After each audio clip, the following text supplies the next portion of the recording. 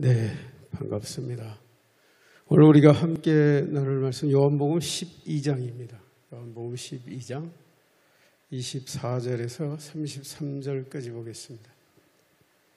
요한복음 12장 22절에서 33절, 신약 167쪽 정도 있을 겁니다.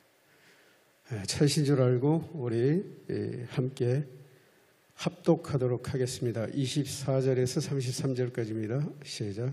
내가 진실로 진실로 너희에게 이르노니 한 알의 밀이 땅에 떨어져 죽지 아니하면 한 알 그대로 있고 죽으면 많은 열매를 맺느니라. 자기의 생명을 사랑하는 자는 잃어버릴 것이요 이 세상에서 자기의 생명을 미워하는 자는 영생하도록 보존하리라. 사람이 나를 섬기려면 나를 따르라.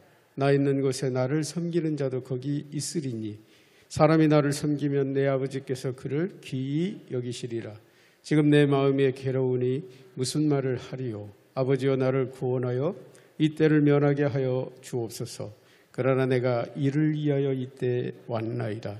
아버지여 아버지의 이름을 영화롭게 하옵소서 하시니 이에 하늘에서 소리가 나서 이르되 내가 이미 영광스럽게 하였고 또 나를 영광스럽게 하리라 하시니 곁에 서서 듣는 무리는 천둥이 울었다고도 하며 또 어떤 이들은 천사가 그에게 말하였다고도 하니 예수께서 대답하여 이르시되 이 소리가 난 것은 나를 위한 것이 아니요 너희를 위한 것이니라. 이제 이 세상에 대한 심판이 이르렀으니 이 세상의 임금이 쫓겨나리라. 내가 땅에서 들리면 모든 사람을 내게로 이끌겠노라 하시니 이렇게 말씀하시면 자기가 어떠한 죽음으로 죽을 것을 보이심일러라. 아멘. 네. 봄철에는 좀 더 마음도 좀 그렇고 좀 마음이 좀 떠 있는 계절 아닌가요? 오늘도 주님 앞에 나오신 여러분을 우리 주님의 이름으로 환영하고 축복합니다. 요한복음 12장, 오늘 우리가 나눌 12장의 구절을 보면 1절에서 11절은 나사로의 누이 마리아가 이 값비싼 향유를 예수님의 발에 붓고 머리카락으로 씻는 장면으로 시작됩니다. 그러자 가룟 유다는 그것을 팔아서 가난한 이들을 도울 수 있었겠도다 하며 마리아를 책망합니다. 그러자 예수님은 그의 행동이 나의 장래를 위한 것이다 라고 말씀하십니다. 이어서 12절 19절은 호산나 찬송하리로다. 주의 이름으로 오시는 이여. 즉 나귀를 타고 예루살렘 성으로 입성하시는 예수님을 찬송하는 이야기를 기록하고 있습니다. 즉 첫 번째 단락은 죽음을, 두 번째 단락은 영광을 말씀하고 있죠. 이어서 오늘 본문인 20절에서 36절은 이전의 두 단락에 대한 부연 설명이라고 할 수 있죠. 예수께서 한 알의 밀화로 죽으실 것과 또 그것이 하나님의 영광이며 이어서 주님의 죽으심과 하나님의 영광이 인간을 주님이 계신 낙원으로 인도하게 된다라는 어쩌면 매우 역설적인 내용을 기록하고 있죠. 오늘 본문 앞절인 23절은 모든 사람이 모인 그때에 예수께서 인자가 영광을 얻을 때가 왔도다라고 말씀하십니다. 여기서 예수님께서 말씀하신 영광을 얻을 때, 그때는 바로 십자가를 지실 때를 의미하시는 것이죠. 그러므로 주님의 십자가 또한 주님의 영광이라는 역설이 되는 것이죠. 이 역설적이라는 사전적인 의미는 어떤 주장이나 이론이 겉보기에는 모순된 것 같지만 그 속에 중요한 진리가 함축되어 있다라는 그런 의미를 지니고 있죠. 저는 오늘 이 본문을 중심으로 죽음과 영광과 생명의 역설이라는 제목으로 말씀을 전하고자 합니다. 죽음과 영광과 생명의 역설. 첫 번째는 생명을 버리는 것이 생명을 살리는 것이라는 역설입니다. 우리 24절에서 26절 우리 같이 한번 읽어볼까요? 시작. 내가 진실로 진실로 너희에게 이르노니 한 알의 밀이 땅에 떨어져 죽지 아니하면 한 알 그대로 있고 죽으면 많은 열매를 맺느니라. 자기의 생명을 사랑하는 자는 잃어버릴 것이요 이 세상에서 자기의 생명을 미워하는 자는 영생하도록 보존하리라. 사람이 나를 섬기면 나를 따르라. 나 있는 곳에 나를 섬기는 자도 거기 있으리니 사람이 나를 섬기면 내 아버지께서 그를 귀히 여기시리라. 24절은 서론적 의미죠. 한 알의 밀알이 죽지 않으면 한 알 그대로지만 죽으면 많은 열매로 결실하게 된다. 여기서 주님은 자기의 죽음을 말씀하시는 것이죠. 또 요한복음 12장 3절을 보면 예수님의 장례를 준비하는 마리아가 나오죠. 마리아는 지극히 비싼 향후 곧 순전한 나드 한 근을 가져다가 예수의 발에 붓고 자기 머리털로 그의 발을 닦으니 향유 냄새가 집에 가득하더라. 마리아의 향유 옥합은 예수님의 죽으심을 암시하고 있는 것이죠. 그러므로 7절 8절에서 예수께서 이르시되 그를 가만두어 나의 장례할 날을 위하여 그것을 간직하게 하라. 가난한 자들은 항상 너희와 함께 있거니와 나는 항상 있지 아니하리라 하시니라. 예수님께서도 마리아의 행동이 자신의 장례를 위한 것이라고 분명하게 말씀하고 있다는 사실입니다. 그리고 이어서 25절은 본론적인 의미죠.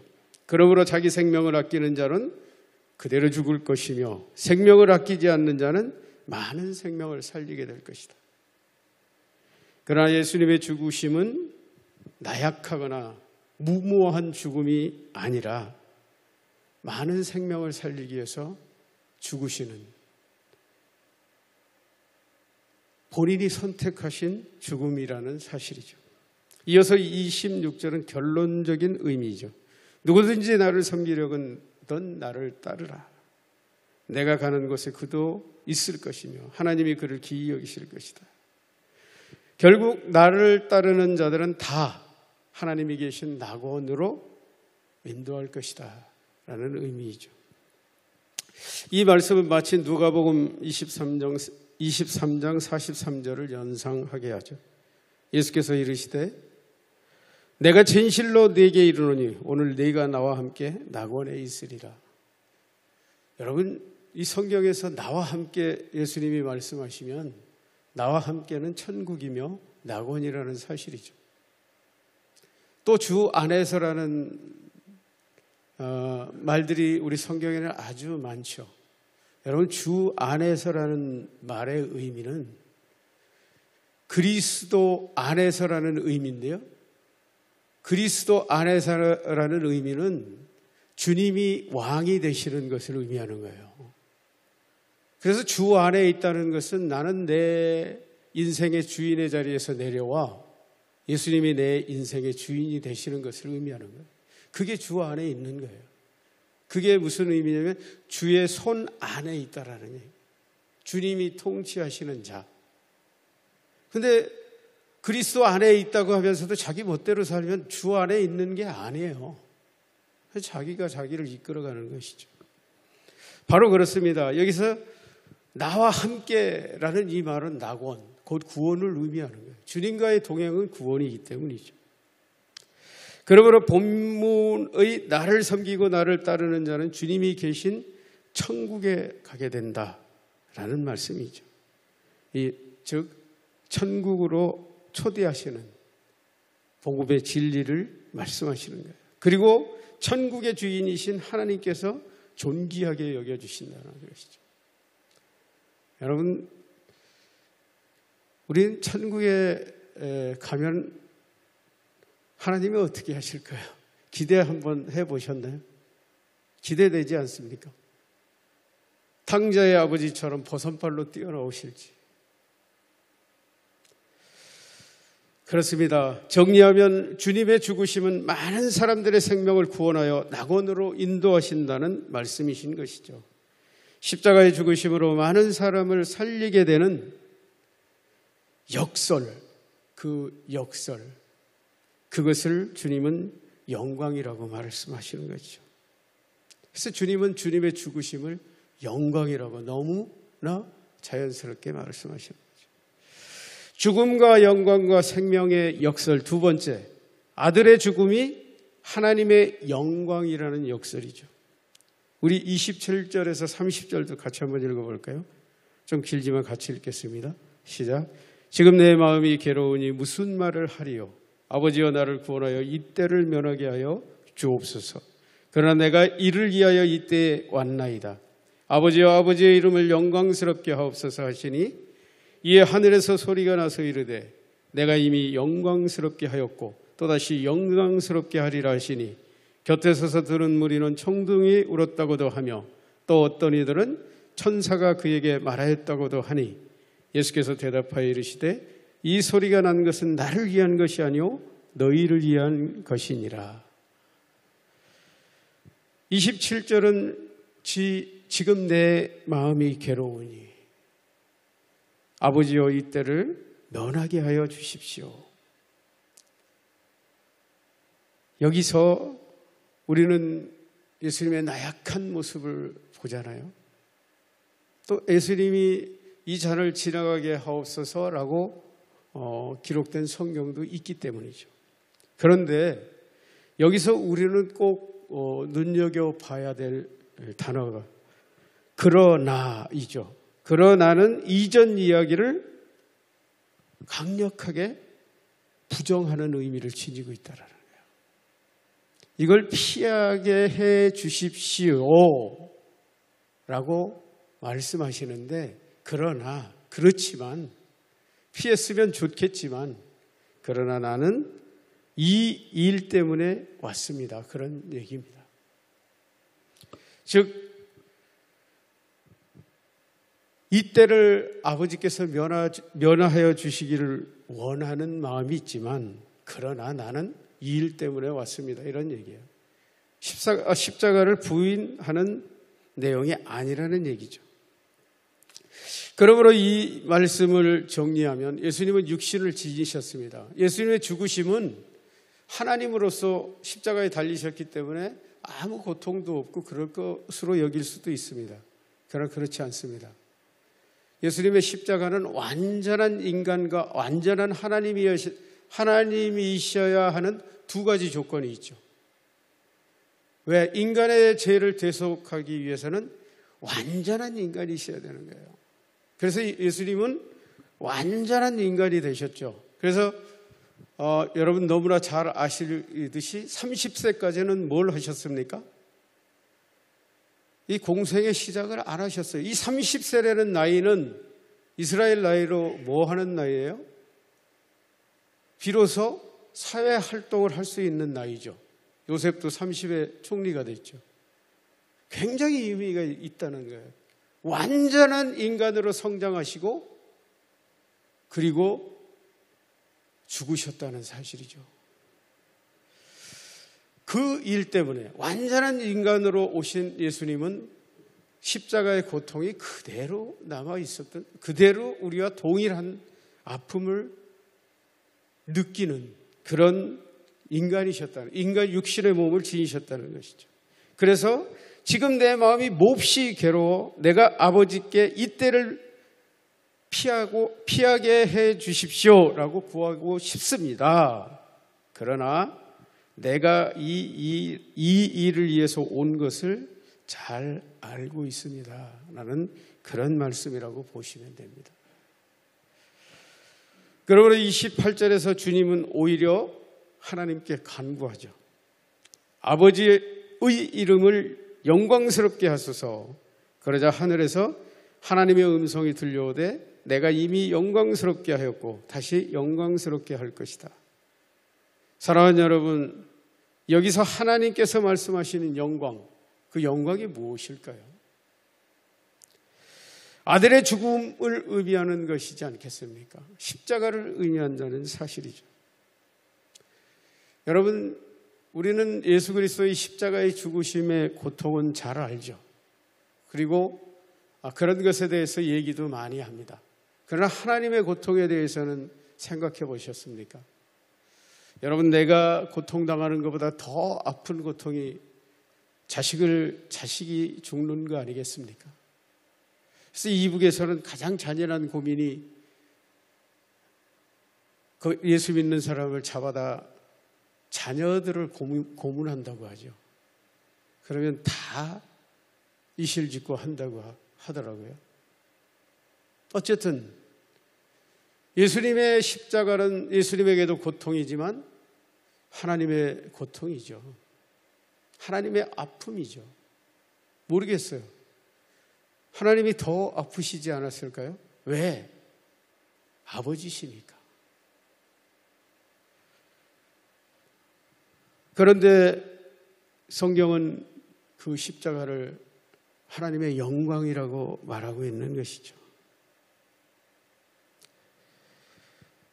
여러분, 왜 그럴까요, 그러면? 왜 아들의 십자가가 영광이 될까요?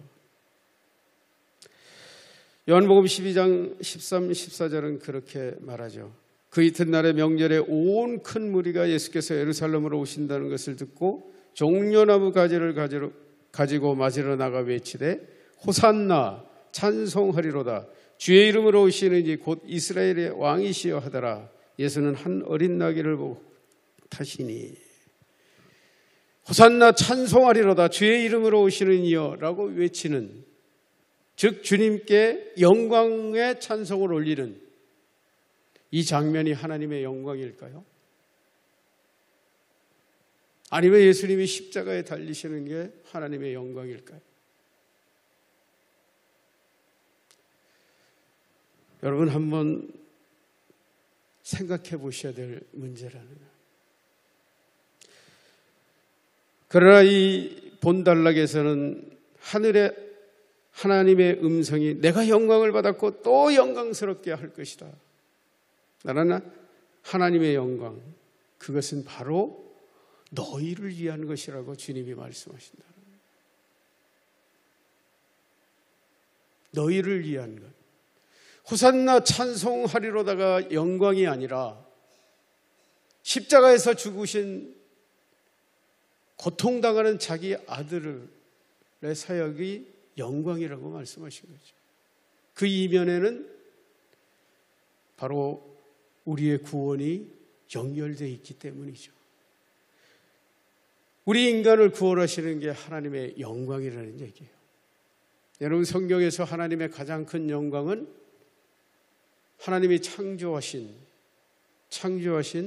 인간, 가장 존귀하게 창조하신 인간이 회복되는 게 하나님의 영광이겠죠. 당자의 아버지의 가장 큰 기쁨이 집 나간 탕자가 돌아오는 것이었던 것처럼 하나님의 영광은 죽어서 멸망할 수밖에 없는 자녀들이 돌아오는 것 아니겠습니까? 바로 그 길을 완성하시는 그것을 오늘 주님은 하나님의 영광이라고 말씀하시는 것이죠. 즉 하나님의 영광은 아들의 고통, 죽음의 고통을 통해서 이루고자 하셨던 우리들의 구원이었다는 사실이죠. 하나님의 가장 큰 영광이 우리들에게 무엇일까요? 바로 우리를 구원하는 구원이시기 때문이죠. 그것이 하나님의 영광이라는 거예요. 여러분이 예수 잘 믿고 하나님의 말씀 잘 듣는 것이 하나님의 영광이라는 것이죠. 죽음과 영광과 생명의 역설, 마지막 세 번째입니다. 죽음이 영광이 되는 역설이 인간이 낙원에 가는 길이었다는 사실입니다. 우리 31절에서 33절도 같이 읽겠습니다. 시작. 이제 이 세상에 대한 심판이 이르렀으니 이 세상의 임금이 쫓겨나리라. 내가 땅에서 들리면 모든 사람을 내게로 이끌겠노라 하시니, 이렇게 말씀하시면 자기가 어떠한 죽음으로 죽을 것을 보이심일러라. 이제 이 세상의 심판의 때가 되었다. 이제 이 세상 임금 사탄이 쫓겨날 것이다. 내가 십자가에서 죽으면 내가 모든 사람을 이끌어 내게로 오게 할 것이다. 이것이 예수님의 영광, 하나님의 영광이셨다. 이 일을 성취하시기 위해서 수없는 선지자들이 예언을 했고 수없이 많은 말씀을 우리에게 주셨던 것이죠. 그렇습니다. 우리의 구원은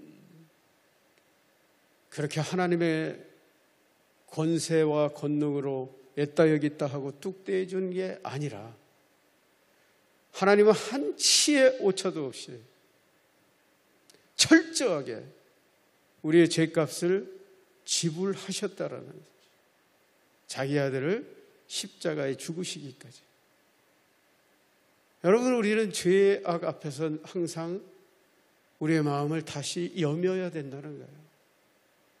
이 죄는 그렇게 가벼운 게 아니라는 거예요.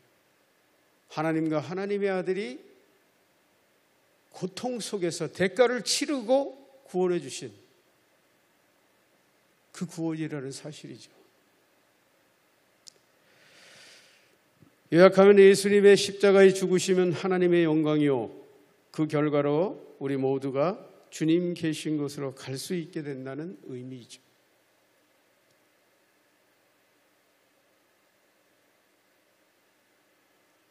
우리는 이런 얘기들이 막연한 것처럼 생각되기도 하죠. 왜? 가보지 않았으니까. 그러나 세상을 하나님이 창조하셨던 것처럼 우리가 주님께로 가면 이런 것들을 낱낱이 보게 될 것이라고 성경은 말하고 있는 것이죠. 일반적인 상식으로 주님의 십자가는 예수님의 고난이신 게 분명하죠. 그리고 예수님의 고난은 하나님의 고통인 것이 분명합니다. 그러나 본장에서 예수님은 십자가를 지시는 것이 자신의 영광이라고 말하고 23절엔 내가 영광을 받을 때가 되었다고 얘기하시고, 또 오늘 본문에서는 하나님이 이미 영광을 받았는데 또 받게 될 것이라고 말씀하십니다.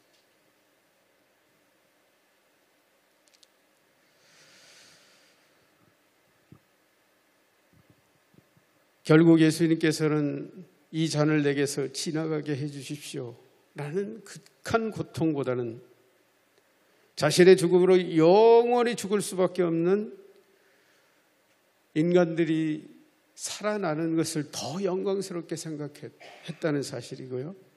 하나님은 아들의 죽음이라는 최고의 아픔과 슬픔보다도 인간들이 구원받는 길이 활짝 열리는 그것이 아들의 죽음의 고통보다도 더 영광스럽게 여기셨다는 사실이죠. 사랑하는 여러분, 하나님은 전능하신 분입니다. 세상에 어떤 존재의 도움도 필요 없이 스스로 존재하시는 분이죠. 그런데 그런 전능하신 하나님과 예수님께서 지극히 큰 고통과 희생으로서 우리의 구원을 이루어 주셨다는, 세상 어디에서도 찾아볼 수 없는, 세상 어떤 곳에서도 찾아볼 수 없는 역설 중의 역설이라는 사실이죠. 어느 권세 있는 왕이 자기 백성을 위해서 자기 아들을 내어주겠습니까? 그리고 자기의 목숨을 줄 수 있겠습니까? 그렇습니다. 그러므로 예수님께서는 요한복음 11장 25절 6절에 그렇게 말씀하시죠. 예수께서 이르시되 나는 부활이요 생명이니 나를 믿는 자는 죽어도 살겠고 무릇 살아서 나를 믿는 자는 영원히 죽지 아니하리니 이것을 내가 믿느냐. 우리는 그 지극한 희생과 사랑으로 죽어도 다시 사는 부활의 영광을 누리게 됐다는 사실이죠. 그러나 예수님은 본문의 바로 뒷단락이죠. 12장 34절 6절을 보면, 먼저 34절을 공동성 번역 성경으로 보면 이렇게 되어 있습니다. 그때 군중들이 우리는 율법서에서 그리스도가 영원히 사시리라는 말은 들었습니다. 그런데 선생님은 사람의 아들이 높이 들려야 한다고 하시니 도대체 무슨 뜻입니까?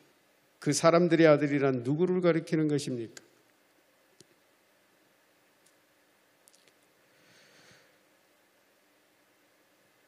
주님은 십자가의 죽으심과 구원을 말씀하시는데 들을 귀가 없는 자들은 엉뚱한 질문만 한다는 얘기예요.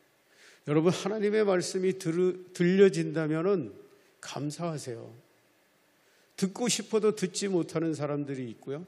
깨닫고 싶어도 깨닫지 못하는 사람이 있다는 거예요. 근데 하나님의 말씀이 깨달아지면 감사하세요. 감사하세요. 잘못된 것을 지적해주고 돌이키라 그러면 감사하세요. 저는 좀 고집이 좀 세가지고 하나님이 그런 거 지적해 주시면 안 들은 척 하려고 하는 경향이 있었어요. 근데 안 듣는다고 안 들립니까? 결국은 돌아서야 되는 거예요. 회개해야 된다는 거예요. 잘못했습니다.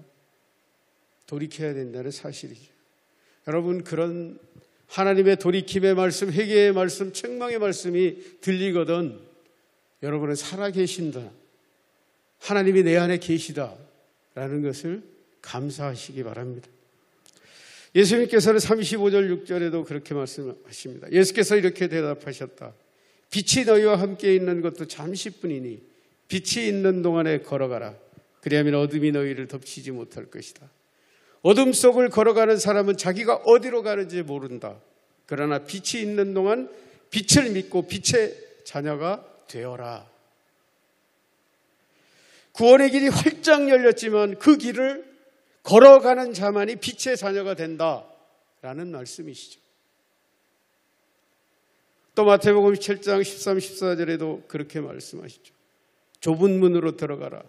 멸망으로 인도하는 문은 크고 그 길이 넓어 그리로 들어가는 자가 많고 생명으로 인도하는 문은 좁고 길이 협착하여 찾는 이가 적음이니라. 넓은 길은 육신의 길이죠. 육신의 소욕을 따라 살아가는 건 너무 쉽습니다. 좁은 길은 성령과 말씀을 따라 사는 길입니다. 말씀과 성령은 내 육신의 속성하고 다른 길을 요구하신다는 것이죠. 그런데 예수님의 말씀하시는 그 의미는 우리는 그 길을 가야 된다는 것이죠. 그리고 그 길이 생명의 길이라고 말씀하시는 것이죠. 그렇습니다. 주님의 십자가의 죽으심으로 죽으심이 하나님께 영광이지만 그것은 주님의 십자가의 희생과 아들의 죽음과 고통의 아픔보다도 너희를 살리는 것이 내게 더 큰 영광이다라고 말씀하시는 거예요. 내가 너희를 살리는 게 내게 가장 큰 영광이다라고 말씀하시는 거예요.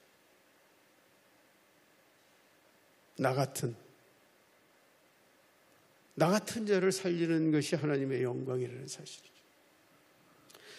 사랑하는 여러분, 주님의 죽으심은 주님의 영광이요 하나님의 영광이지만 주님은 자기 생명을 드리는 희생을, 하나님은 자기 아들을 죽게 하는 희생을 치르신 영광으로서 우리는 지금 그 하나님의 은혜 가운데 서 있는 것이죠. 그 은혜 가운데 서 있는 것은 이런들 어떠리요 저런들 어떠리요 우리 마음대로 살아간들 어떠리요, 우리는 세상을 그렇게 살 수 없는 이유가 바로 여기 있다는 것이죠. 우리를 구원하기 위해서 자기의 가장 큰 아픔들을, 희생들을 감수하신 전능하신 하나님, 그분을 우리가 다시 묵상한다면 우리는 그러한 행동에서 돌이키게 되겠죠. 결국 결론은 이 땅에서 죄악으로 죽어가는 인간을 구원하시는 것이 죽음보다도 더 큰 예수님의 영광이셨고 아들의 고통보다도 더 큰 하나님의 영광이었다는 사실입니다. 저는 오늘 죽음과 영광과 생명의 역설이라는 제목으로 첫 번째, 생명을 버리는 것이 생명을 살리는 것이다. 두 번째, 아들의 죽음이 하나님의 영광이라는 역설. 또 세 번째는 죽음이 영광이 되는 역설이 인간이 낙원에 갈 수 있게 하는 길이었다. 이런 내용으로 말씀을 나누었습니다. 성경 마태복음 16장 25절은 말합니다. 누구든지 제 목숨을 구원하고자 하면 잃을 것이요 누구든지 나를 위하여 제 목숨을 잃으면 찾으리라. 그렇습니다. 성경은 온통 말씀하실 때마다 역설적으로 죽음을 말씀하신다는 사실이에요. 또 마태복음 10장 38절 9절도 또 자기 십자가를 지고 나를 따르지 않는 자도 내게 합당치 아니하니라. 자기 목숨을 얻는 자는 잃을 것이요 나를 위하여 자기 목숨을 잃는 자는 얻으리라. 여러분, 이 기독교의 신비는 죽고자 하는 자가 살고 살고자 하는 자가 죽는 역설이라는 사실입니다. 그러므로 사랑하는 여러분, 기독교의 신비는 내 자아가 죽을 때 우리의 신앙생활이 시작되고요, 내 육신의 생명이 죽을 때 우리는 영원을 누리게 되는 것이죠. 그렇습니다. 기독교 신앙의 생명은 죽음에서 시작된다는 지극히 역설에서 출발한다는 거예요. 그러므로 내 자아가 죽어야 주님을 따르게 되고, 내 교만이 죽어야 진리의 말씀이 들리게 되고, 내 생각이 죽어야 주님의 뜻으로 살아가게 된다는 얘기죠. 그렇습니다. 기독교는 남을 죽이는 종교가 아니에요. 남을 죽이는 종교가 아니라 나를 죽이는 종교이죠. 내가 죽는 종교예요. 내가 죽고 내가 변화되는 게 우리 기독교의 가르침이에요. 그런데 변화되지 않으면서 믿는다 얘기하는 거는 말이 안 된다는 얘기예요. 왜? 변화돼야 되는 종교인데. 그리고 우리는 얼마나 눈치가 빠릅니까? 남이 조금만 잘못하는 건 너무 잘 보잖아요. 내가 잘못하는 건 안 보이잖아요. 근데 있죠, 우리의 기독교의 신앙은 남이 잘못하는 걸 안 보는 게 맞습니다. 내가 변하면은 남이 잘못하는 게 안 보이겠죠. 결국은 내가 변하면 세상이 요동을 쳐도 의연하다는 거예요. 휘둘리지 않는 거예요. 근데 내가 살아있으면 작은 것이라도 내가 다 참견해야 되잖아요. 그것이 갈등이에요. 그것이 고난이고. 그러나 모든 것을 주님께 맡긴 자는 의연하다는 거예요. 의연하다는 거예요. 흔들리지 않는다는 거예요. 지금 하늘이 무너져 내린다 그래도 요동하지 않는다는 것이죠. 왜? 하늘이 무너져서 죽으면 천국이요, 살면 하나님의 은혜이기 때문이죠. 여러분, 이 기독교는 부활의 종교죠. 근데 이 부활을 여러분 너무나 잘 아시죠? 그러나 부활은 있죠, 반드시 죽음을 전제한다는 거예요. 죽지 않았는데 어떻게 부활한다는 얘기예요. 내가 죽지 않고 신앙생활을 어떻게 하겠다는 거예요.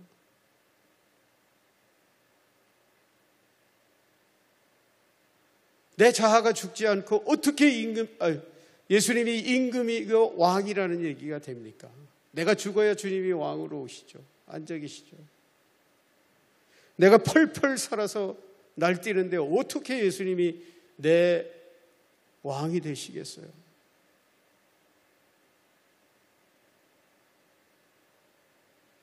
우리 기독교의 회복은, 회개는 예수님이 내 인생의 왕이 되는 것이 회개예요. 원래 그분이 우리 왕이었었죠. 그러나 우리가 범죄함으로 하나님이 버려두시니까 내가 내 인생의 왕이 된 거예요. 그러나 그분을 다시 만나서 하나님과의 관계가 회복되었다는 것은 하나님이 다시 우리의 왕이 되시는 거예요. 그게 그리스도 안에 있는 자들이에요. 그리고 그런 자들은 염려함이 없어요. 누가 정죄할 수도 없고 판단할 수도 없고 그런 존재가 되는 것이죠. 여러분, 우리가 그랬으면 좋겠어요. 정말 완전히 죽을 때 진정한 자유가 오죠. 평화가 오죠. 저희 어머니는 그러셨죠. 제가 전도해가지고 믿으셨어요. 근데 어머니는 저보다 그걸 더 먼저 깨달으셨어요. 내가 요즘 왜 이렇게 평안한지 모르겠다. 밭에 가도 평안하고 시장에 가도 평안하고 항상 평안하시다.